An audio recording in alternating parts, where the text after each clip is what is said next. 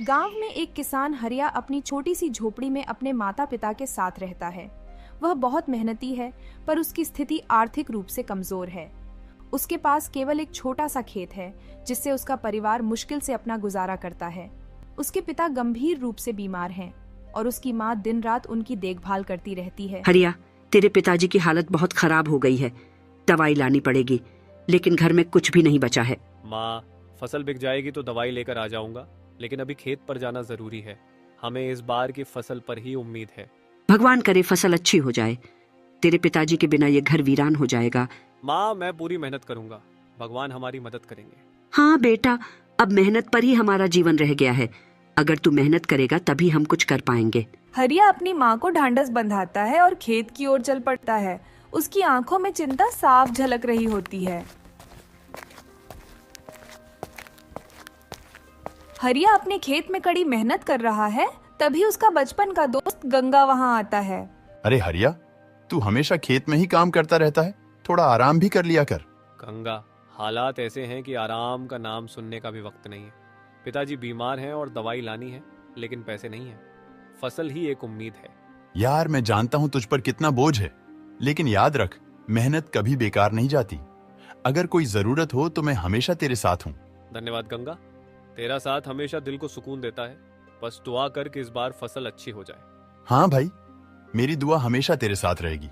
मैं दुआ करूंगा कि तेरी फसल बहुत ही अच्छी जाए और तुझे किसी भी चीज की कमी ना हो।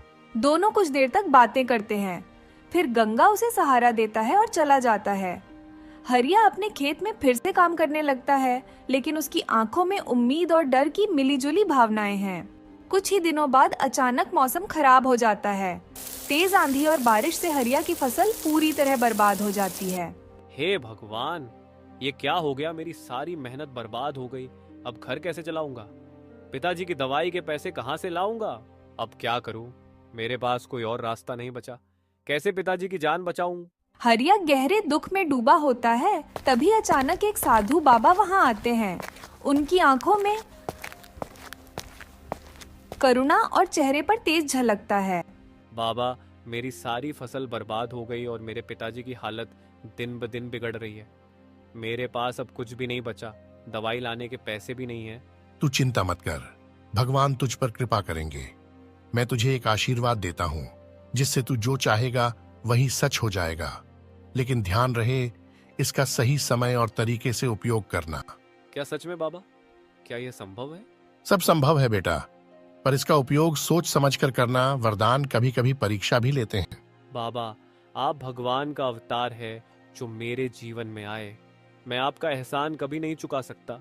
मैं इसका उपयोग लोगों की भलाई के लिए करूंगा और अपने भोले माँ बाप की सेवा के लिए, और किसी भी गरीब के घर कोई चिंता नहीं आएगी। बाबा आशीर्वाद देकर चले जाते हैं, हरिया को सोच में डालते हुए। हरिया घर लौटता है और अपने बीमार पिता को देखकर बहुत चिंतित होता है। उसका दिल कहता है कि बाबा के वरदान को आजमाया जाए। अगर बाबा की बात सच है तो क्यों ना इसे आजमाया जाए। मैं चाहता हूँ कि पिताजी की तबीयत एकदम ठीक हो जाए।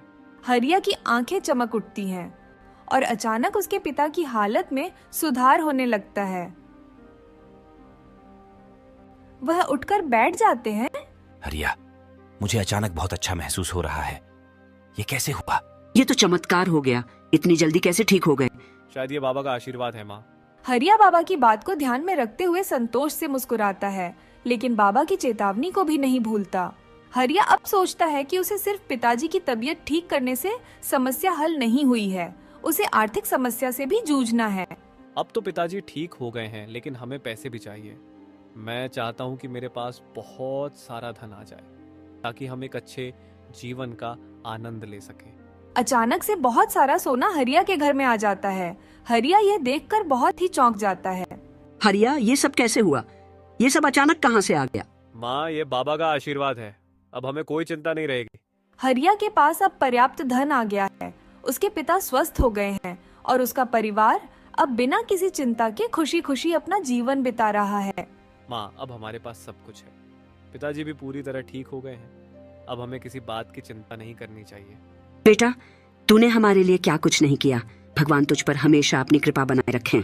हरिया मन ही मन बाबा का धन्यवाद करता है और अपने भविष्य की योजनाएं सोचने लगता है।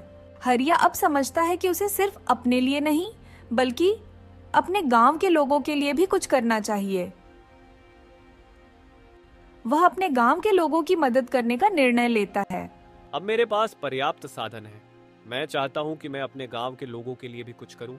अब से कोई भी भूखा नहीं सोएगा और सभी की जरूरतें पूरी होंगी। गांव वाले हरिया की सराहना करते हैं और उसका आभार प्रकट करते हैं। हरिया के योगदान से गांव में खुशहाली फैल जाती है।